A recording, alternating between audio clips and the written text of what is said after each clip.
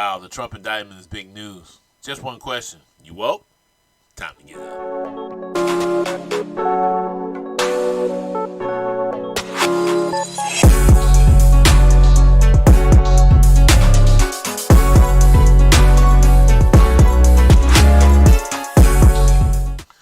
Hello and welcome to Thought You Were Woke No Speed Limit Podcast. I'm your host, Alvin. I hope you're having a terrific day.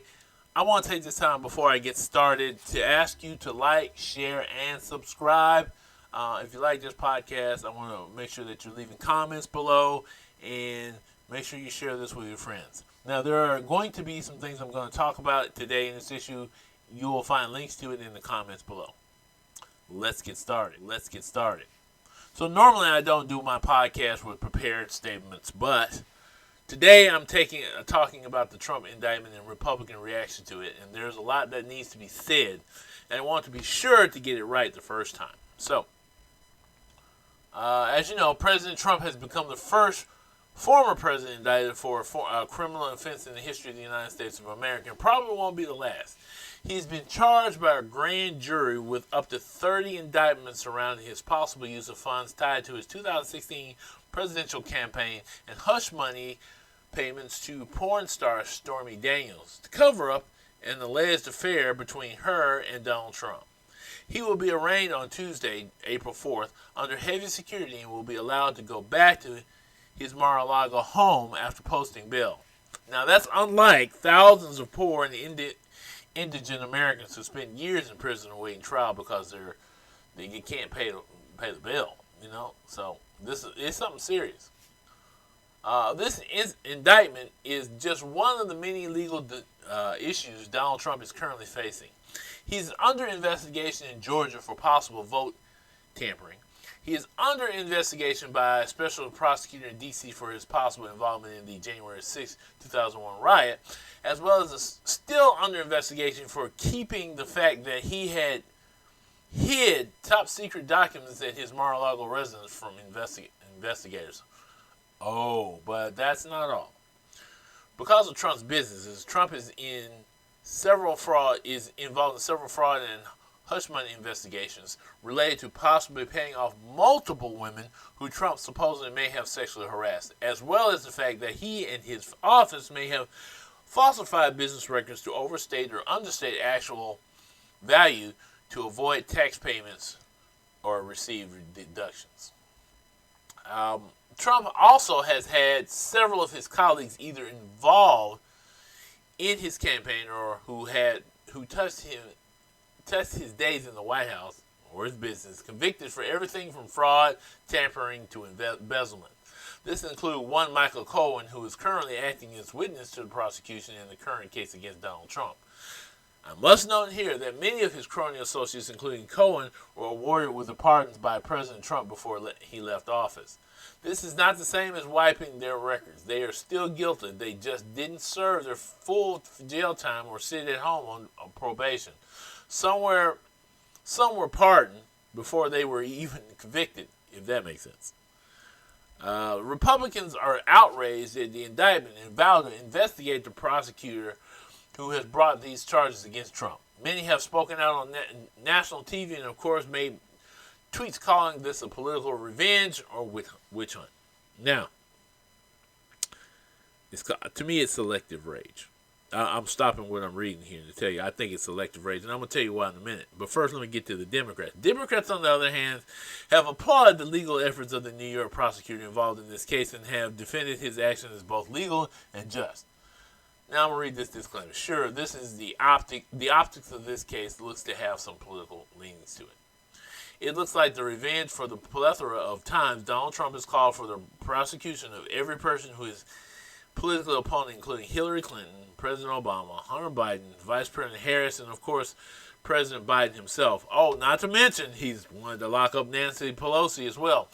Sure, all of this could be true, but stop for 1 minute. Have we not paid lip service to the whole idea no one is above the law and equal justice under the law? We said that Lady Justice is blind and the scales of justice are equally weighed. Should a current or former president be treated any differently than an ordinary citizen when it comes to crime committed? After all, Trump was impeached twice and acquitted each time. I must also note that there are a lot of Americans in public office who just don't like the man. Just being honest. My question in this case is this. Why then has there been no outrage, and this is what I mean by selective outrage, or investigation by Republicans or many Democrats over the TANF scandal in Mississippi, where millions of tax dollars meant for the poorest Mississippi families ended up in the hand of construction companies who built a volleyball facility on the campus of the University of Southern Miss under the possible guidance of the former governor of Mississippi, Phil Bryant, and involving NFL Hall of Famer Brett Favre. Why have there been no public call for protest and investigation into why the poorest state in the United States of America was only giving 5% of the poorest families TANF cash payments, ciphering money over to build new volleyball facilities at Southern Miss? Now, if you want to hear more about the Brett Favre case and about the poverty in Mississippi, look in the link below, and we can get into the exact discussion on that. Now, I get some of the cronies involved in this case have been indicted, but the truth remains that money meant to feed poor families has been ushered out of the program through charities, quote unquote, with possible ill intent or with the intent to fraudulently use the money for other purposes than what it was intended for. Never mind the fact one of the Republicans' own colleagues, George Santos of New York, lied his way into Congress by falsifying who he was and may have committed fraud and was allowed to be seated as a member of Congress. It still leaves our sour grapes in the minds of many voters that the Republicans have failed to remove him or properly sanction him. Talking about selective outrage. Now back to justice. Republicans are using words like unprecedented, injustice, and call for in their call for indictment of the indictment, right? But let me explain something else.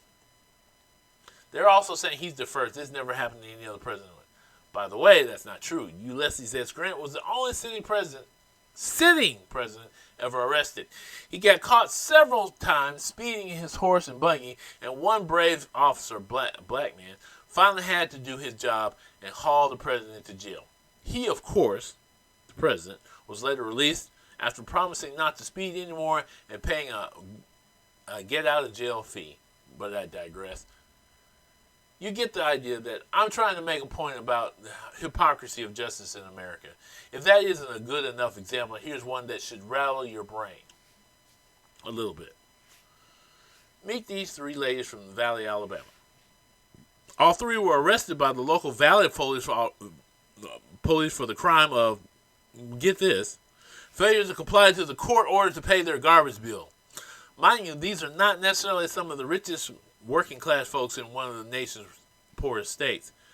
Two of them are elderly ladies in their 70s and 80s. The greatest sum of the three debts owed was $101.85. The least, $77.85. Now, America abolished debtors' prison back in 1833. However, failure to comply with a court debt can lead to jail time. Fortunately for these three ladies, someone either paid their fine or the county courts later dismissed the charges. But you get the point. The letter of the law is often enforced on the poorest of our citizens who don't have the money or the clout to defend themselves or pay to get their records cleared. Black people, who make up 12% of the population, often make up the majority of people in prison, even in states with relatively few black or brown people. So, if no one is above the law, then why such a wide variance in how justice is meted out? Obviously, there are some social economic factors at play here, as well as the fact that our founding fathers, mostly white wealthy men, made the system we now live under. So, if we truly believe that no one is above the law, then we need to act right. Act like it. Right? Right now, there's also a group in Congress trying their best to stop the justice system from doing what the justice system should do all the time.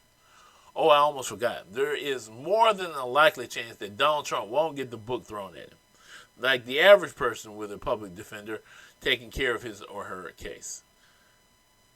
He was, after all, president of the United States. And, well, he isn't R. Kelly. Anyway, as you see, I'm talking about public rage here. Public rage. that these Republicans are pushing out. Now, they haven't had any rage over things like George Santos. They haven't any over the TANF scandals. Not to mention other things that have happened in Congress lately. They don't have any rage, but they're pushing all this rage towards this. Why? Because somehow they understand the motivation of politics, how it motivates people to vote, and how it can change the whole election. Democrats should understand that too. That even though there are criminal charges being filed against Donald Trump, there is a chance that this looks political. It's political in nature. And coming after Donald Trump can have tremendous consequences for our country and the election cycle. Either way, the law should be the law.